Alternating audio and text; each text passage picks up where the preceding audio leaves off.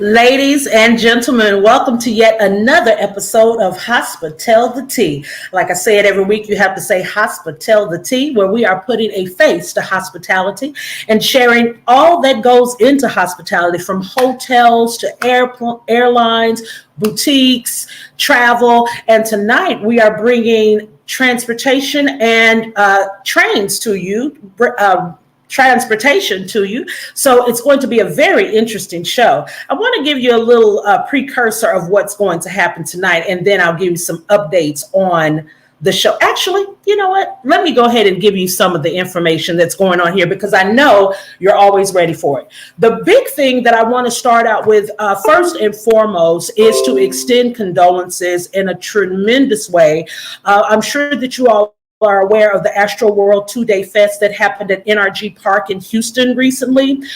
8 people unfortunately lost their lives due to crowd pushing and crushing. It was a Travis Scott concert, and many others were injured, some as young as 10 years old. Over 50,000 people were in attendance at the festival, and if you were part of the episode last week where I had security professionals here, they talked about different plans that are in action, that they have a plan A, plan B, that type of thing to help in situations like this. But it moved so fast that 8 people unfortunately lost their lives. So we definitely extend our condolences to the families of those who lost their lives, as well as those who were injured. The interesting thing is crowd crushing is not something new at festivals. In 1979, there was a concert by The Who where 11 people died in the Cincinnati Riverfront Coliseum. They were trying to push in. And in 1989, at the Hillsborough Stadium in Sheffield, Scotland, 97 people died. So just really want to make sure that we are aware of certain things. You know, I know people get excited at concerts and festivals when you see the person come on stage, but definitely to remember that there are human beings around you. So definitely, our condolences from Hospitality. The next thing that I wanted to share, everybody is, I'm sure you've been keeping up with Hospitality, and I've been sharing with you that November 8th, which is today, is the big day. This is the day where the COVID restrictions have been lifted. The United States travel ban due to COVID ends today. So the U.S. will now once again admit passengers from dozens of countries who were not allowed to travel here because of the pandemic, provided that they can show that they've been fully vaccinated. Not the first injection, but it has to be fully vaccinated by a brand that was approved by the World Health Organization or the CDC. So definitely that is starting. And it is a plus for a lot of people because they haven't seen their family in approximately 18 months. So people are now able to travel here. And that is definitely a big thing. We definitely still, from Hospitality, encourage people to be kind on the airlines. United Airlines states that they expect roughly a 50% increase. Now, everybody's not going to come at one time, of course, but roughly a 50% increase of airline passengers. So definitely want to make sure that we continue to be kind when you get to the counters or when you get on the flights. Don't hashtag behave badly, okay? Another thing, wanted to make sure that you were aware of, and just reminding you with United Airlines, they are beginning their nonstop service between Washington, Dulles, and Lagos, Nigeria, starting November 29th, which is in just a couple weeks because time is zipping on by, right? And then also Newark to Cape Town, South Africa, December 1st. Chicago to Reykjavik on May 26th. Newark to Dubrovnik, May 27th, and Dulles to Athens, Greece, June 23rd. And like I told you the last time, if you see me on one of those flights, shh, it's Hospitality doing research. You'll see me at a beach or something. So that's definitely what I want to do. So, ladies and gentlemen, I say this every single episode because someone always sends me a message after the episode and says, Pam, you are excited about every guest that comes on the show. And you are right. I love it because the guests that come on the show have dedicated not only their time, but their knowledge, and they are here to give you information that you probably wouldn't ordinarily have unless you tuned in to Hospital the Tea. So let me give you a little insight as to the amazing person that will be with us here today.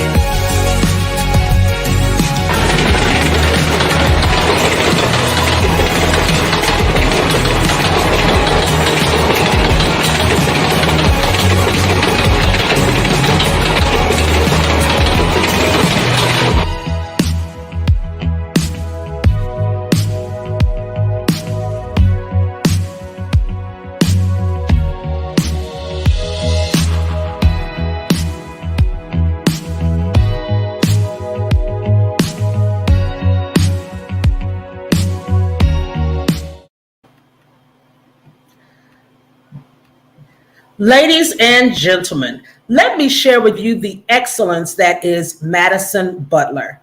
I appreciate that they came on the show today to be with us and to share all kinds of great information from the Rail Passengers Association. A little history and background about Madison.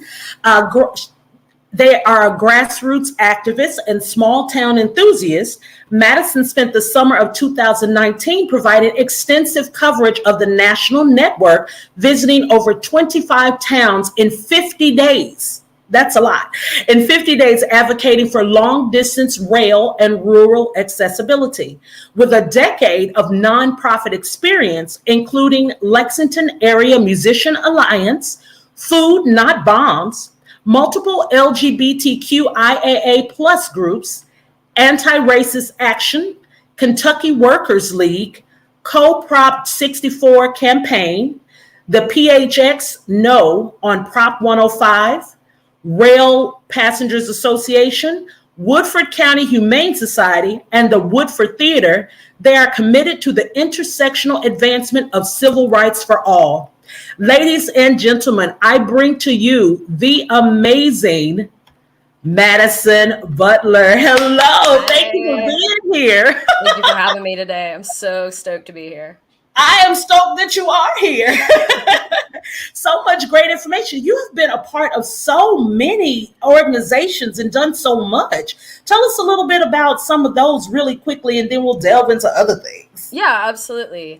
I think a good place to start would be Woodford Humane Society, Woodford Theater. That's really where I got my start. I grew up in a pretty small town, county about 8,500 people in central Kentucky. So, at first, I just sort of started working with the theater, and I was doing fundraising for the Humane Society, and it opened me up to all these opportunities to start meeting more neighbors, getting in touch with people that may not have a lot in common with, but learned over time that, through the arts, through hospitality, through animal care, there's so many cool ways to meet people and expand your nonprofit experience.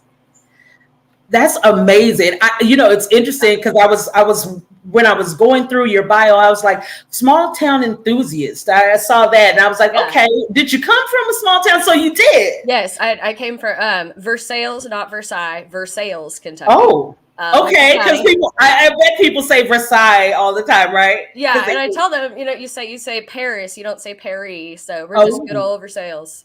Okay, that works. Yeah, and part of what brought me to Rail Passengers Association was that small town enthusiasm, because there's so many small towns that have Amtrak stations that may not be attached to the highway. Right. And so you can go to these really cool, really unique little boutique places that you never expect to find without using the train. And I think it's a big part of what drew me to the internship in 2019 and the job as well. Wow. So that is a really great point, because a lot of times people go to the big, well-known big places, the Miamis, that kind of thing. But it's the small towns that really bring you that home feel and, well, good cooking, Yeah. the hospitality of it all. So Absolutely. you made a really great point that taking the train can really get you into a lot of the small towns. And that it's not close to a highway. So you tell me about RPA and how RPA advocates for the people, how they really get that word out. Yeah. So it is the largest and oldest passenger advocacy organization. And RPA, they used to be called NARP. They used to be the National Association. It's a mouthful. We just shortened it down. Yeah. So, you got to rebrand 50 years Right. in. So, Okay. Amtrak started in 1971, and so we're now seeing the 50th anniversary of Amtrak, and RPA just predates it by a couple of years. So we have advocates from 95 to 9 years old who all work together. I care about passenger safety, about the cost of fare, about being able to get from city center to city center, small town to small town. And so our goal, now that we have Amtrak on the map and, it's been sustained with the infrastructure bill passing, we have all of these opportunities to grow what our national interstate public rail can look like. It's a really unique time. Yeah. And with what's going on with the bill right now, this is the most money that Amtrak has gotten at one time in history since its iteration. Wow. Talk about that bill that you said that just passed. Touch on that really quickly. Absolutely. So we our team had advocated for about 66 billion to go into Amtrak, with a portion of it going to, the western routes, your long distance trains with the traditional dining and the fancy cars, and to the northeastern corridor where the electrification is changing what green travel can look like, and to expand in the south as well. So restoring those Gulf Coast routes, making sure that people who live in hurricane zones will have safe evacuation as well.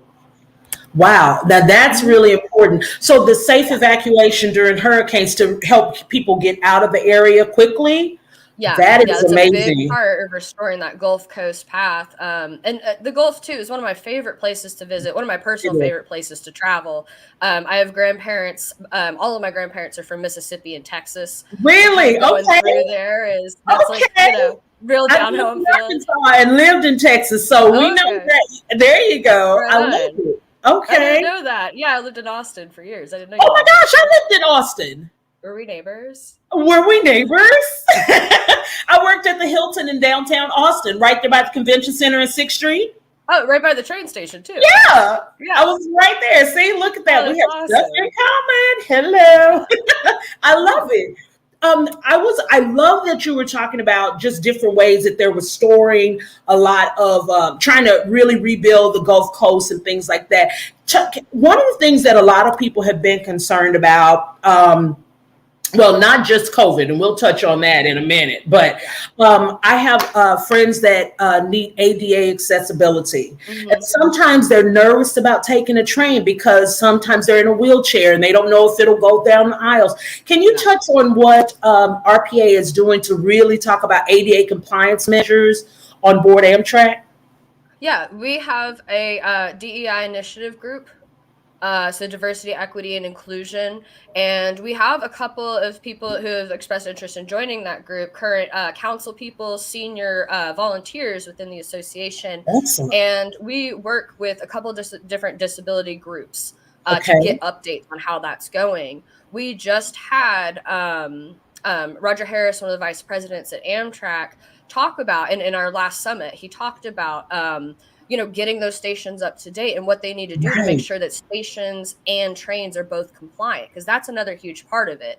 If the train's compliant, there's a whole downstairs on the superliner trains, and there's specific accessibility cars on the single level trains. So if anyone does not find those in compliance or has an issue with that, I would say definitely reach out to the association, because we have a lot of committed advocates in the disability world. That is fantastic because a lot of people, they're nervous about traveling just on a daily basis, just getting out and having accessibility. So I appreciate that you all have that DEI platform that's really focused on that. So talk about Amtrak and the revitalization of the fleet. I know I saw something recently. You all restored a train and things like that in Chicago. Talk about that. Yeah, so if you go to our YouTube page, you can just look up Real Passengers Association YouTube. Will be the first one up there. We did a video, my boss and I, about the Amtrak refresh. And so there's all the super liners, those big double deckers, as well as the view liners, the single levels. So a lot of that equipment, it is just age. It just happens, right? We all need a facelift at a certain point. And so they're figuring out like all of the bedding, toiletries on board, the seat fabrics are going to change. So it's kind of like it's like a lightweight pleather, but it's going to be easier to wash. And I've sat in them. I've sat in the old cars for hours and hours. I've done almost every national long distance train ride. Yeah. I'm jealous. If you want to go anywhere, just like let us know. Seriously, the Real Passengers Association, everyone is a huge train nerd. We all travel constantly. I live for it. Yeah, so the new seats will be great. They're easy to wipe down. They're super comfortable. And so, in the video, we kind of dive into like these different parts of the refresh. And, I think with everything going on with COVID, with supply pipelines, labor, it's not going to just be like the whole fleet gets refreshed tomorrow. But over the next couple of years, you're going to see those long distance trains one by one start getting better equipment, which is kind of a slow, stable investment, in my opinion. Right. So. But it's exciting, though, because it's going to create, like, usher in a whole new generation of people taking the train. I mean, you have to have a little more time if you take the train, but the experience is so wonderful. It's exciting. Yeah. City center to city center. You don't have to deal with, like, TSA and all of that, too. Right. I can be honest. I've flown twice in the last 2 months. Oh, how'd that go? I feel so deeply for everyone that works for the airlines right now. I mean, I thought it was just a thing on TikTok, but people are getting into knockdown dragouts at the Spirit airline counter weekly. It's so true. The $35 ticket comes with a huge cost. It's crazy. And it doesn't happen on Amtrak to that same extent. There's the occasional issue, but the conductors are in charge of their trains, and they run a tight ship. They run a clean ship. And I've got a lot of respect for that, considering everything going on. There's a huge push in California to get those conductors the same coverage that like flight attendants have. Really? So they'll be federally protected in transit as well, which I think bolsters their rights, Wow, I think that's really important. And that's a great point. I guess on a train, people think get on there, find your seat, done. They don't have to go through like the whole, pat me down and that kind of thing. Take your shoes off. Right. I mean, I told somebody on one of the last episodes, I was like, you go to the airport and you pretty much get a little naked, you know what I mean? And get patted down in front of people. Hello. But I understand they have to do what they have to do, but trains seem to be a little less, I think it reduces the anxiety level, Yeah. So you show up 30 minutes beforehand, I'd say an hour during the holiday season, just in case. But you show up, make sure your stuff is somewhat contained. You can take on a number of bags on Amtrak too. I usually take a backpack and then whatever my big suitcase is, put all my office stuff, because I usually work from the train. So put all my office stuff in my backpack. Okay. But super chill. And, if you get a roomette or a bedroom on board, you get that first class experience. They've reestablished the dining cars on those Western routes, those like 2-3 day routes. Yeah. So you can really like post up, get a bottle of wine, eat a steak. Hello, wait, you had me at wine, Madison. Come on. That's what I'm saying. Like, it's so comfortable. And when I think about that versus sitting with like my knees in my armpits for 4 hours while, some guy with 2 years of experience hops us across a puddle. Yeah, it's so true. It's interesting you say that, and I want to delve into, it's so many ways we can go. I love this because people don't think of trains all the time as hospitality. Like, there are so many caveats. I mean, you got food and beverage, you got the housekeeping aspect. Like, talk about that. Like, how the food and beverage, like you open the dining cars. Tell people like what you can get on the dining cars. Yeah, I will say for anyone who wants to like learn more about this, like really dive in, Okay. on our website, we have all of our webinars. We have done a free webinar every month for 15 straight to give Yeah. everyone the chance to learn about their region or specific issues or catch up with where the legislation's at. And so a couple months ago, I did the impact of positive onboard experiences. And it kind of highlights what we wanted to get out of the bill, what we wanted to get out of return to service. But also, like, I think sometimes people think of trains as like the old timey way that they used Yeah. to be with like porters and stuff. And now it's unionized jobs. You know, it's much safer on board. And so we have like talked extensively with the different unions as well as the food and beverage directors at Amtrak. Mhm.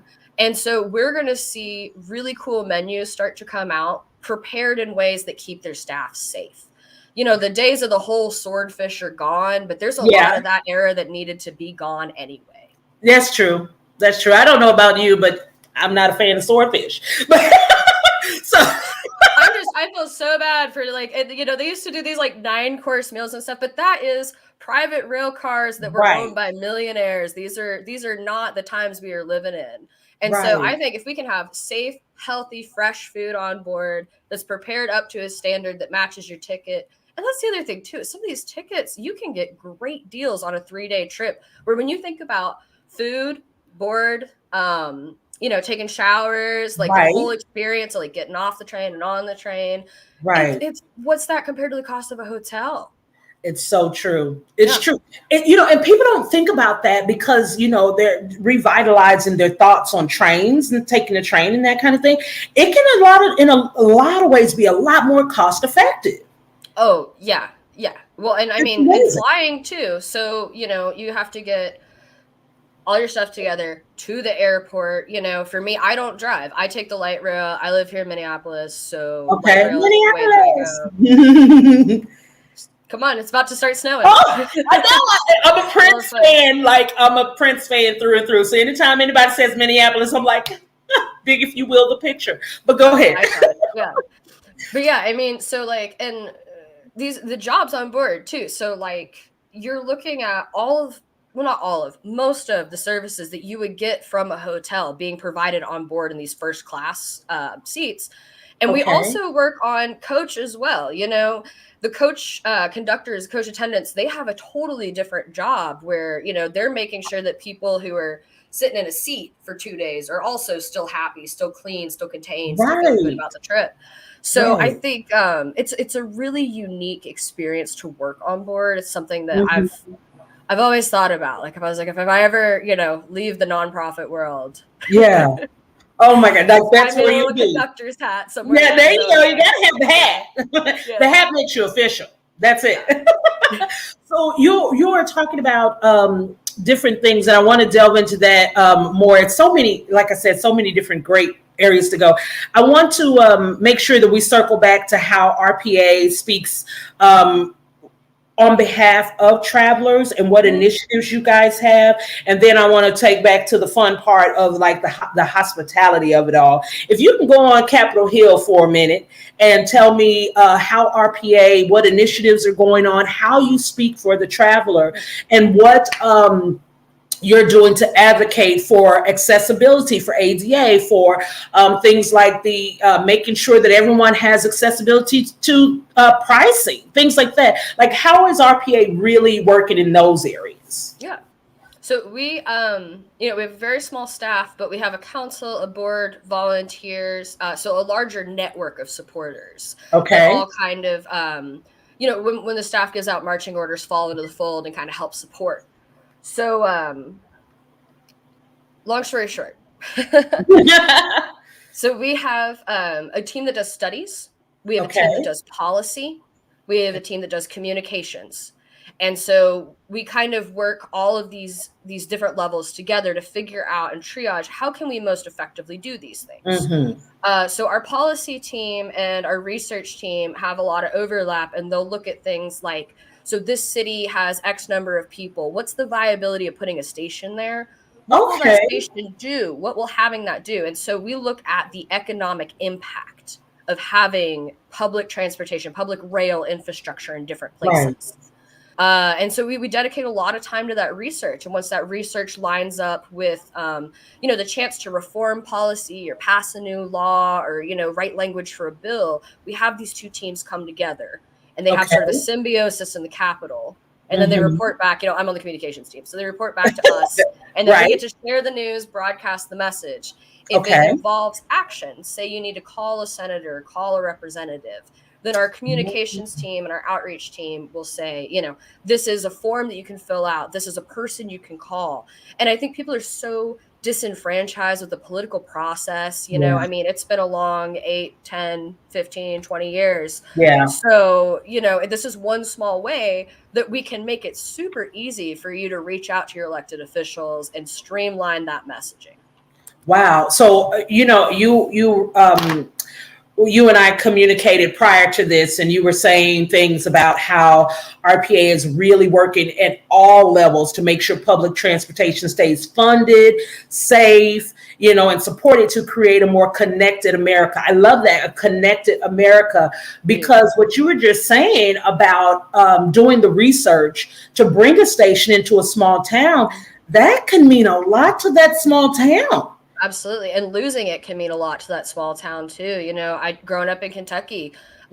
We lost the Kentucky Cardinal in 2003. And I remember being, a little kid, and I'd go down and see my Nana take the city of New Orleans right into New Orleans. And then I'd come up to Louisville and be like, what the hell? Yeah.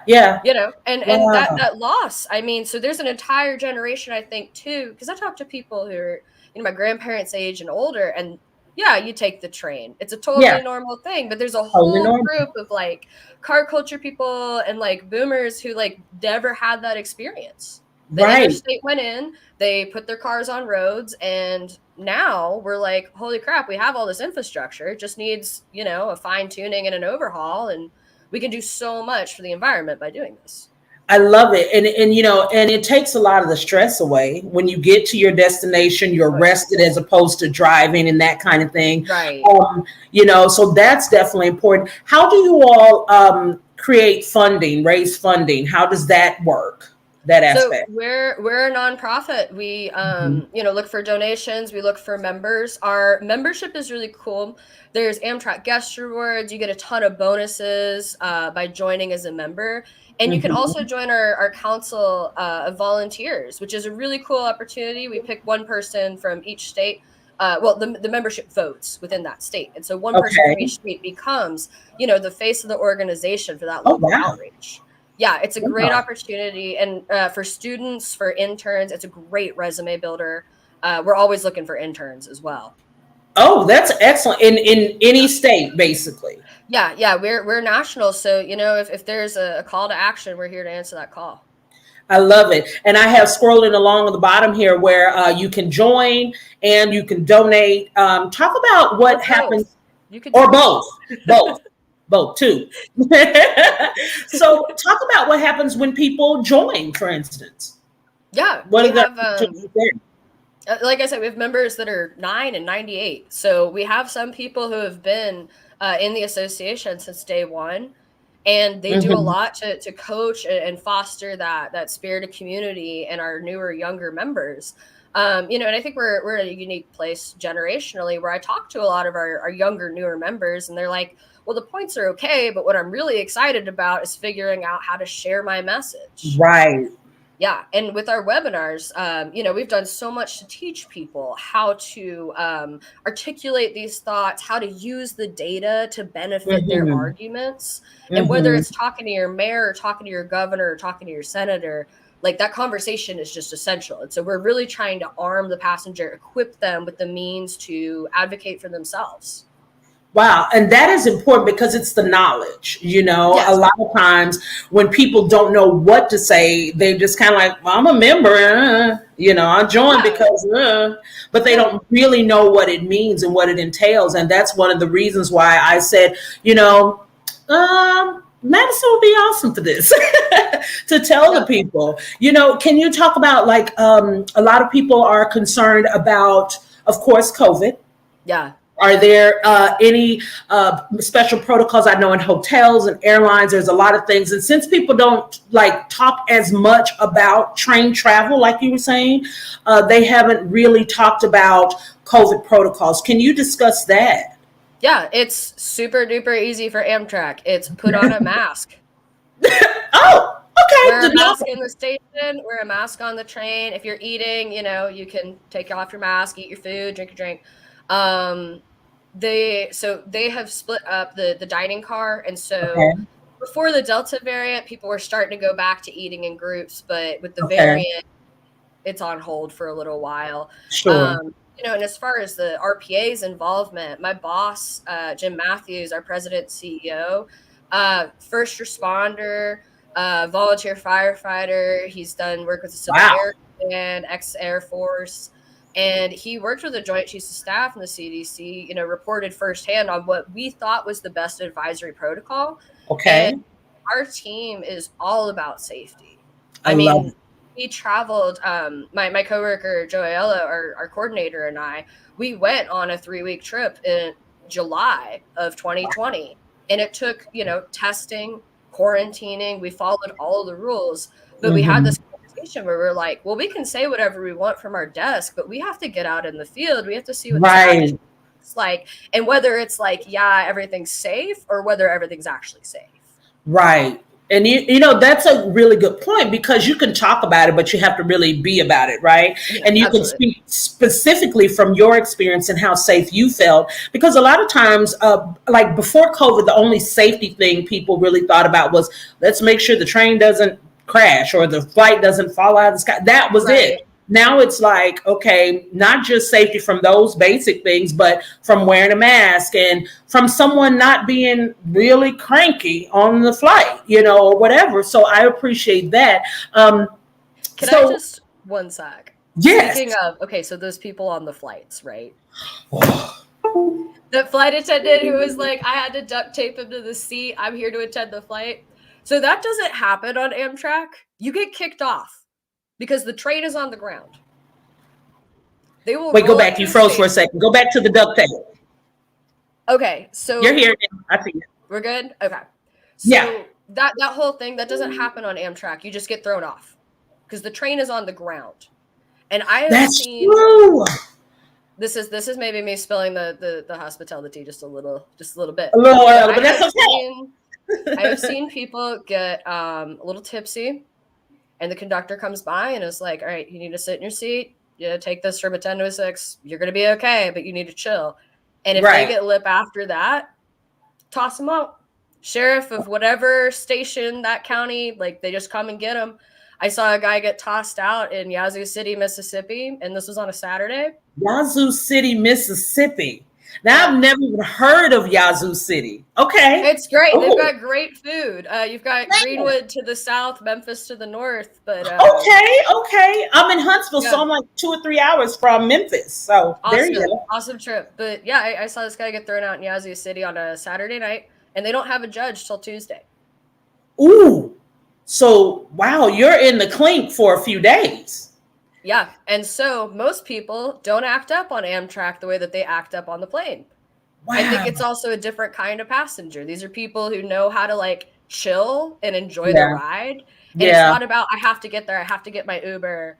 Oh, And that's that true. mentality that comes with flying, that entitlement, you don't see that on Right. Amtrak. You don't. Wow. Because you're right. And I didn't even think about that. That is a great point, Madison, because people that get on trains, it's going to take a few days. It could take 2 or 3 days, and you got on there fully prepared to enjoy the couple days. You're not like, oh, it's late. I'm going to miss my connecting. I'm going to miss my Uber. I got to be at this. So that Just get anxiety there level when you get is there. one day. Yeah, you get there when you get there. Exactly.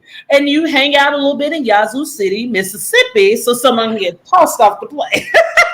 So look. It was so funny. The sheriffs are just like, yep. Oh my gosh, just ready. Just like, what are you doing, dude? Yeah. How do you act up like, oh, that's crazy? But don't make a staff out of your Bud Light cans taped together and throw your mask on the ground and call it tyranny. And then maybe you'll just have Wait a minute. That's what I'm saying. The conductor, like he did this in front of the attendant, and the conductor was like, "Not on my train, not tonight." Not tonight. I love it. I love that. You can leave. You can leave. Okay, so that makes me ask something. And going back into the dining car and the serving alcohol, because a lot of the flights, they're like, we're not serving alcohol. We were going to start serving it, but people are still behaving badly, so we're going to push that day back more. Is there any like on the trains right now? Is alcohol being served? Is there any problem with that?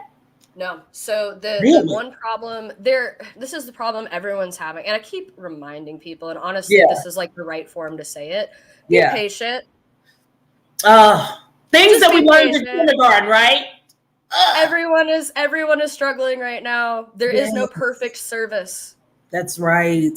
That being said, the wine on Amtrak by the bottle, totally the same as restaurant prices. Okay, makes sense. They just did a blind tasting amongst their F&B team with a sommelier, picked all new wines. So you can get a full bottle of wine now on board. They have a number of beers that they carry. There's always a light beer, always an IPA, and, usually 4 or 5 different kinds of alcohol. So, they might not have exactly what you want, but they'll have something. Yeah. And if you take the first class options, you take the roomette or the bedroom, you can pour yourself a drink in your room, and all your soft drinks are included. Okay. So you can just ask if you need ice or mixer or whatever. Wow. Which I love personally. I like me and my coworkers will just hop on, split a bottle of wine, chill in the roomette, just chill out. Yeah. Just chill out. I love it. So that brings us to a good pausing point for a moment, because I want to have a couple commercials in here, give us a chance to have a sip of water or whatever, and then come back and let's talk about the dining car, the holidays, travel, the fun stuff. I want to know about that and get people really engaged. So we are here with the amazing Madison Butler with the Rail Passengers Association. We're going to take a quick break and come back on Hospitality. Thank you, ladies and gentlemen.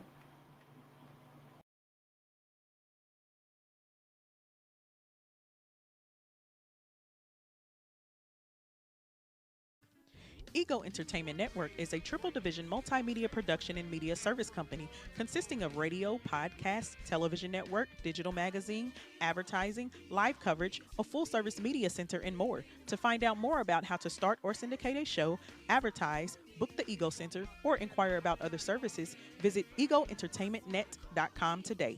Ego, empowered greatness optimized.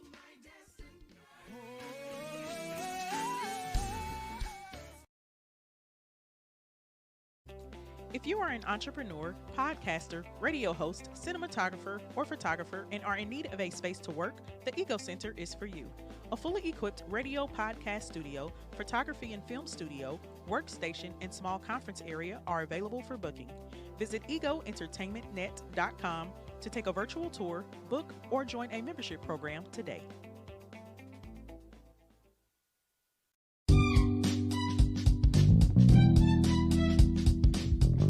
Hey there. If you can hear my voice, this is Pamela, host of Hospitality, here to remind you that Ego Entertainment Network has a lot for your business. Listen, honey, you need to get with it. Ego Entertainment offers various services, media coverage, red carpet services, promo interviews on air. They offer meet and greet services, honey, not to mention other event services. You want to get in gear. Ego Entertainment is empowered greatness optimized. We're now booking and spots are going fast. Ego serves the United States and all event types, honey. So if you are opening a business, having a store opening, a restaurant opening, and you want some coverage, Ego Entertainment is the way to go. Call or text 317-886-0296 or go to egoentertainmentnet.com. All right, ladies and gentlemen, thank you for taking a little break and sticking with us here. I am here again with Madison Butler with the Rail Passengers Association. We've been talking the tea, honey. We have been telling everything. So I wanted to get your input, and let's talk about the travel. The holidays are coming. People are wanting to get more hashtag outside, and just really encourage people, because I know, money is a little thinner now that people come out of COVID. So definitely want to talk about like the cost effectiveness of train travel, talk about the dining car and all of that. So I'm going to open the floor to you. Spill it. I will.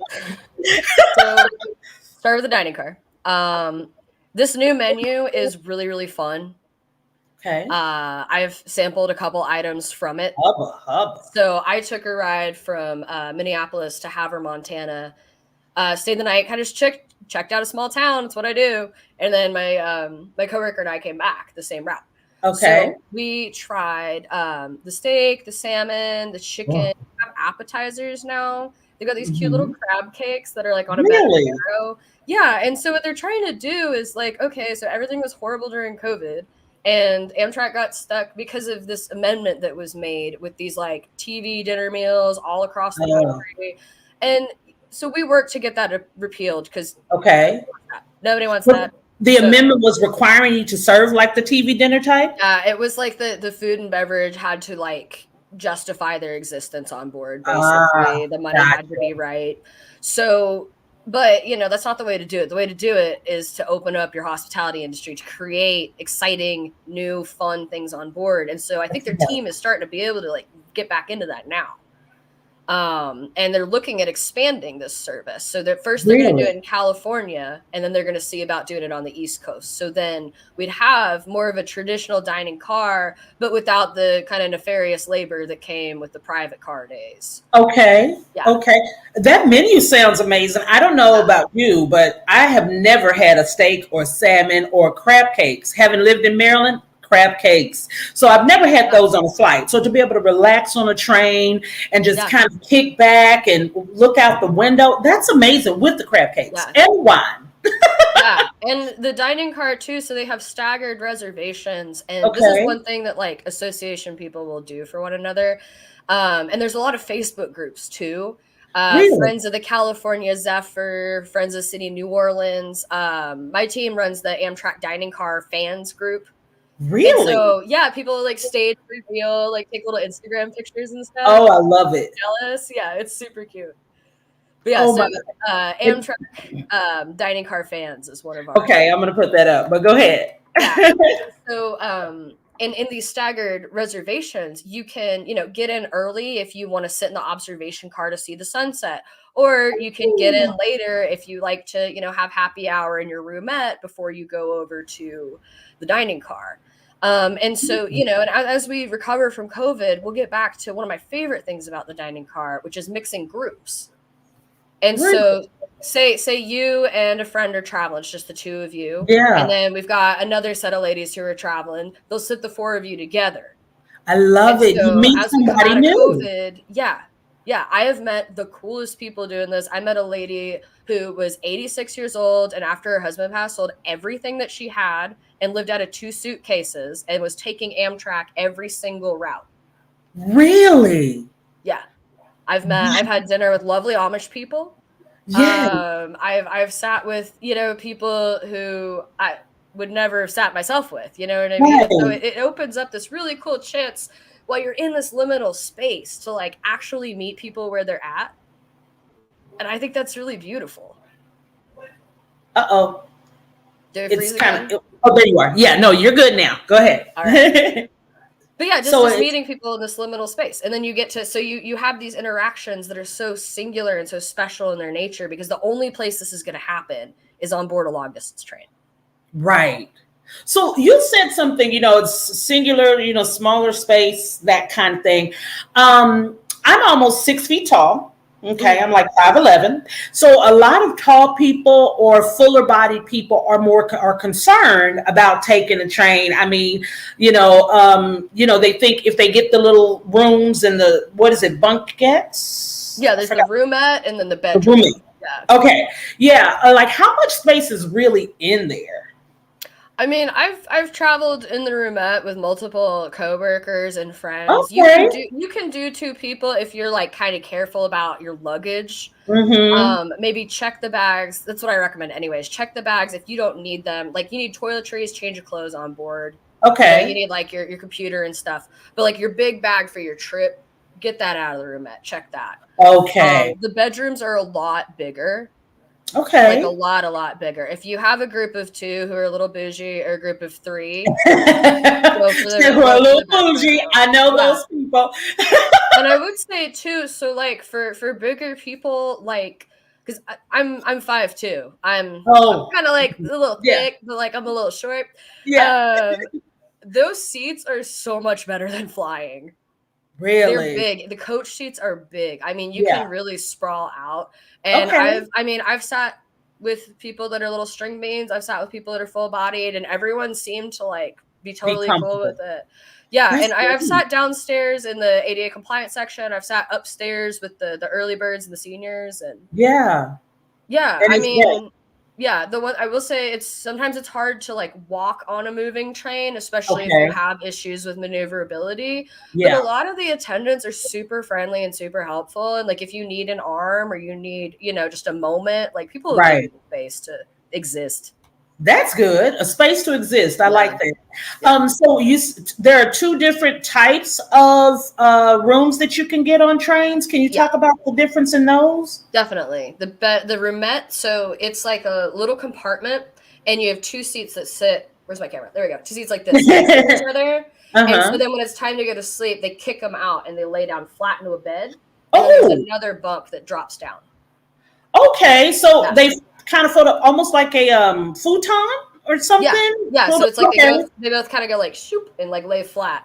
Look at Yeah. that. That's very convenient. Yeah, yeah. So Okay. you have like a little room to hang out in, and then when it's time to go to bed, the attendants too are amazing. The LSAs, they just show up and like get it done day after day, and I think it's so Really? awesome that these people get this job or they get to check out the whole country. But they just come in, they slide the seats down, put your mattress down, dress your bed for you, and then you drop down the top bunk. Wow. The bedrooms are I don't know, easily twice as big. Okay. And they have like a bathroom with a shower and like a little wraparound sink inside of the bedroom on the superliners. Wow. Yeah. I saw an article recently. I forgot which magazine it was in, but the young lady had taken a train, for like 2 weeks, like you've done before. And when I saw that there was a shower on there too, I was like, wait, what? I didn't know that there was a shower. Yeah. So if you're in the roomette, there's a downstairs bathroom that you can use as a shower. If you're in the bedroom, it's right there. And I have a couple of friends during COVID that like their little pod was only traveling in the bedroom, and it was because of that shower. It was because of that I don't have to leave my space to like clean myself. Right. And these are people who were fairly at risk and still felt like they were safe to do it because they had this little isolated cabin.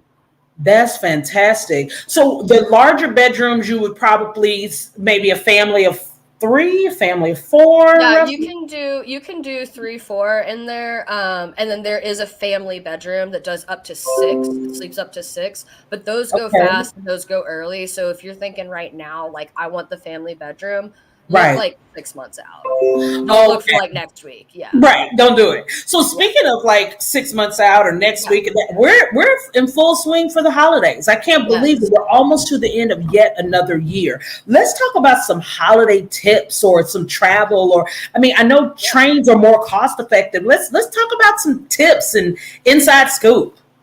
I would say if I had like just free reign, I would Yeah. probably do a family bedroom and go on a family trip as opposed to like going home for the holidays. Yeah. Also, I think they make a great gift. There's US Rail Pass is a thing that Amtrak does. So it's 10 coach tickets and it's just under $300. Really? Yeah, It's 10 and tickets for under $300? yeah, I think it's right at $299, and so it's 10 coach seats, and you kind of you have to call in, like plan ahead for that. But Yeah. it's a really cool way if you want to like jump on and off, or like take a train but take it from one end to the other and really get to see all Right. the cities in between. I think it would make a really cool gift. You can always get a membership to the Rail Passengers Association as a gift too. Of I know course. a lot of people are looking for less material things and more, personal gifts. And you can extend a membership to anyone in your family. And then as far as just safety and being responsible on the train, as long as you're masking up, you're getting your booster shot, you're getting your flu shot, you're going to be A-okay. It's a really safe environment on board. Are people required to show proof like they are on the airline of their vaccination? You check when you get your ticket. There's a box that's I have done the things that.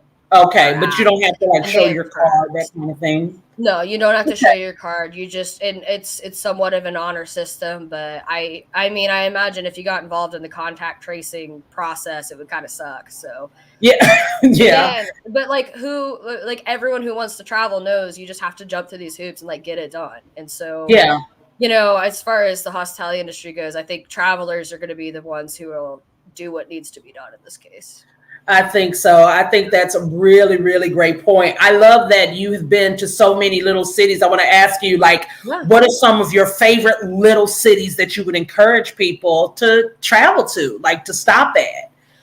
I mean, Kalamazoo City, what was the one? Mississippi? Yazoo, yeah. Yazoo City, right. Well, I mean, I'm partial to the South. I grew up in the South, but I would say Meridian, Mississippi. Awesome spot. They have a brand new historic hotel. They have a brewery that just started popping off. They've got 2 other micro pubs, the oldest restaurant in Mississippi, great blues scene. And the former mayor there who helped, get the Amtrak station up and running, he now runs Americans for Public Transit. And so, yeah, and no one would have thought tiny little Mississippi, but it's affordable. Everybody's super nice. They have the Mississippi Arts and Entertainment Experience, which is a huge multi-level museum. But I would say, that's definitely on my list of small towns. Tucson. I'm writing all this down. Tucson. I know Tucson's not really on people's maps. They think, Phoenix or Albuquerque, but Tucson just became a UNESCO city. Yeah. Really? Yeah. And in 2019 on my trip, I met with Jonathan Mabry, who's the guy who got their UNESCO certification. And so they have had these amazing restaurants start popping up, inclusive resort hotel kind of vibes too. I'm trying to think. I feel like I should have one more shout out for one more little. I'm going to shout out Havre, Montana for being super underrated as well. Haver? Havre. Oh, okay. Yeah. And so, casino, Wild West vibes. They've got a bunch of grills. I had a really good IPA there a couple months ago. Yeah. But they're starting to develop a scene too. And it's a lot of younger people that are kind of well, come on, Grandma, come try this quinoa. Yeah. I know you've been hiding from the Caleb. I know. Eventually. That is awesome. Yeah. Hey, those cities sound really fun. I'm looking at those because that's one of the things that I really want to do on hospitality, right? Expose people to different areas and, knowing that these are places that have stops, Amtrak stops, that would be great to give them some shine in the historic hotels, the arts and entertainment districts that helps to bring revenue to our small cities, our small towns.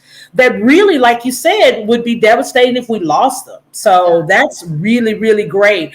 I am so grateful that you were here tonight. You have brought so much information, and I cannot say enough about how amazing you are, Madison. I'm so grateful. Now, I know I'm going to say this in the beginning. Well, before we go to the next segment, like I tell every guest, you are now Hospitality family. That means if anything else is going on, if you need to get more, have another platform to expose new legislature or new openings or anything like that with RPA, we are here. We are definitely willing and able to make sure that you have a platform to share that information, even if it's little excerpts in other shows or a special show. You are Hospitality family here and forevermore. So I am grateful that you're here. And yeah, oh my gosh, you're amazing. So now Now, you've already consented. Usually I ask guests, I'm going to have this third segment called Tell the Tea, where we spill the tea and tell about some interesting experiences that we've had. You've already consented, so I am so glad that you're here. I didn't know if you had a Tell the Tea experience that you'd like to share. Oh, I have a good one. Even better. Go for it. So, 2019, I am just a little baby intern for the association on my giant trip across the country. About halfway through it. And so I got to Kansas City, Missouri, KCMO. Okay. Gorgeous station, huge historic station with like parquet floors and everything's old timey. And like, if I was going to have a super extravagant wedding, it would be in one of the Union stations in America for sure. Yeah. Right. So here I am, like all nostalgic. I'm loving it. I go to check into my hotel. I was a day off on my hotel reservation. And so I'm like, okay, well, I just have to stay here tonight. So like throw me in a broom closet or whatever. And so they're like, okay, well, we'll just. Oh, you got there a day early. Yes. Gotcha. So I had, this is another thing with the Amtrak tickets is you have to look at the time. Because sometimes it'll be like you're leaving, but like you're leaving at 2 a.m. Okay. So you have to be like, 2 a.m. on the 13th, not 2 a.m. on the 14th. Right. So I just kind of like, when you're traveling internationally and you have to like literally like sit there and count down the hours. Yeah. I flunked it. I was being, I'm doing that on East Coast Central Time. And so across the globe. Woo! Yeah. So, and I got all the tickets in advance. We planned out the route in advance and I just totally blanked it.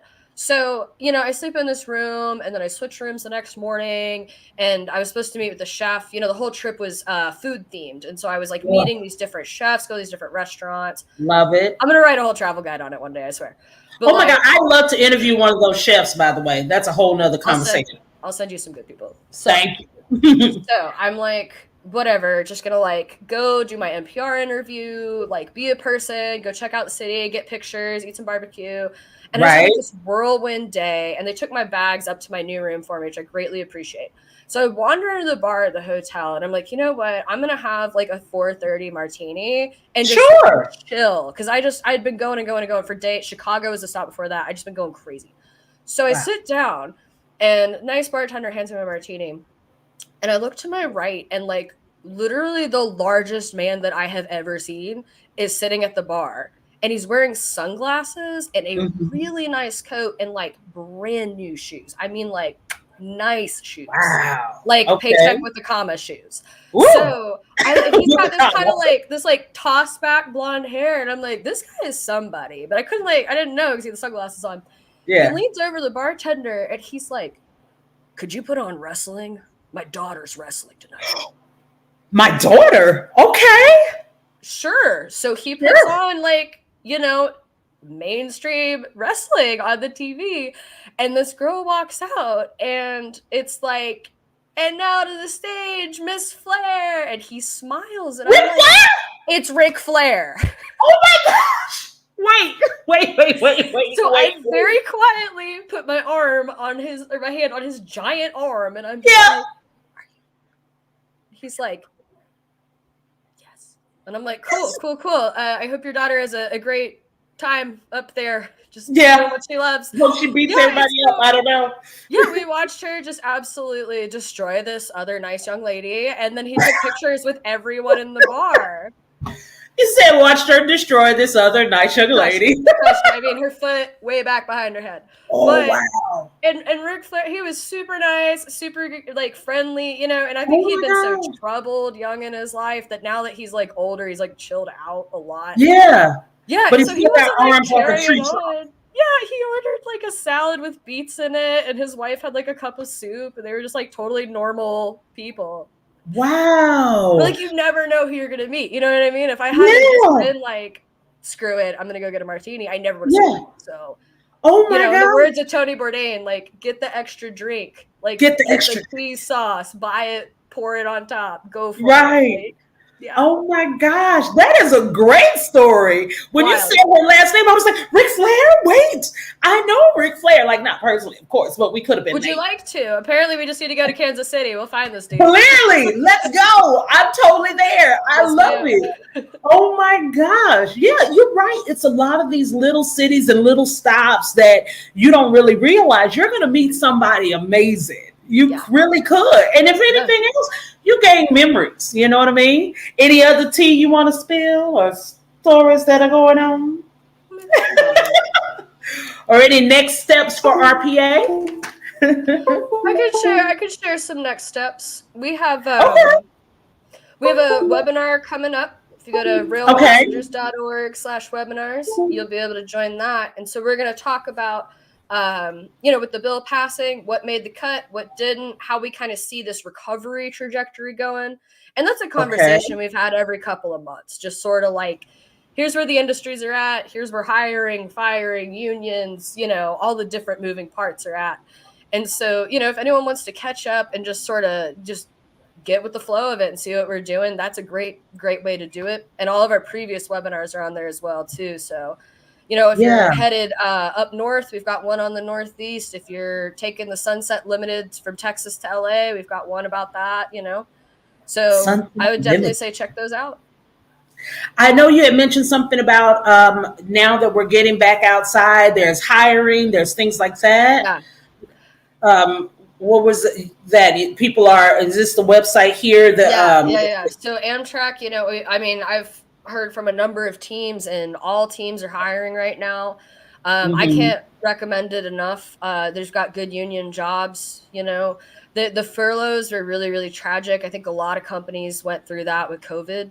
But I can't recommend it enough. Every Amtrak employee that I've built a relationship or rapport with absolutely loves their job and they're not leaving. So that's excellent. So guys, like Madison said, www.careers.amtrak.com. That's amazing experience and information that you get here on Hospitality. So we're going to wrap it up. Is there any last thing that you'd like to encourage people or say to people for the holidays from the Rail Association?